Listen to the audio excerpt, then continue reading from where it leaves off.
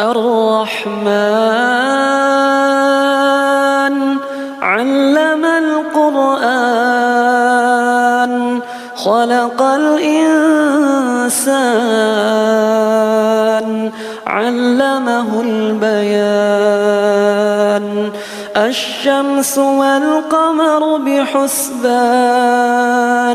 والنجم والشجر يسجدان والسماء رفعها ووضع الميزان ألا تطغوا في الميزان